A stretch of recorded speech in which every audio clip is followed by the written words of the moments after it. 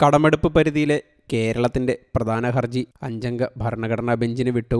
ഓരോ സംസ്ഥാനത്തിനും എത്ര രൂപ കടമെടുക്കാമെന്നത് ഭരണഘടനാ ബെഞ്ച് പരിഗണിക്കും. കൂടുതൽ കടം എടുക്കാൻ കേരളത്തിന് നിലവിൽ അനുവാദമില്ല. തൽക്കാലം കടമെടുക്കാൻ കേന്ദ്ര നിബന്ധന പാലിക്കണം. 1 വർഷം അധിക കടം എടുത്താൽ അടുത്ത വർഷത്തിൽ നിന്ന് കുറയ്ക്കാൻ കേന്ദ്രത്തിന് അധികാരമുണ്ടെന്നും കോടതി നിരീക്ഷിച്ചു.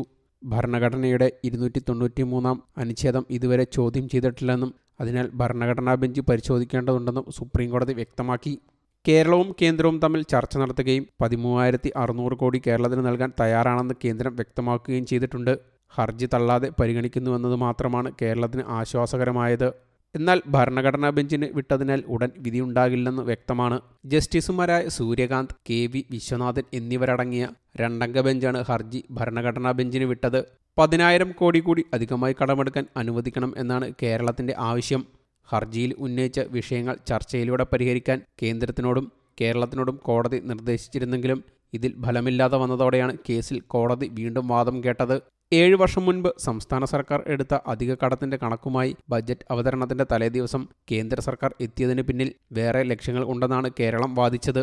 സംസ്ഥാനത്തിന്റെ സാമ്പത്തിക സ്ഥിതി സംബന്ധിച്ച് തെറ്റായ കണക്ക് സുപ്രീം കോടതിക്ക് കൈമാറിയ കേന്ദ്ര നടപടി ഞെട്ടിച്ചുവെന്നും കേരളം സുപ്രീം കോടതിയിൽ ചൂണ്ടിക്കാട്ടിയിരുന്നു. എന്നാൽ 2023-24 സാമ്പത്തിക വർഷത്തിൽ GSDPയുടെ 4.25% ഇതുവരെ കടം കേരളം എടുത്തിട്ടുണ്ട് എന്നും ഇനി 25,000 കോടി കൂടി കടമെടുക്കാൻ അനുവദിച്ചാൽ അത് 7% കഴിയുമെന്നും കേന്ദ്രവും ആരോപിച്ചു.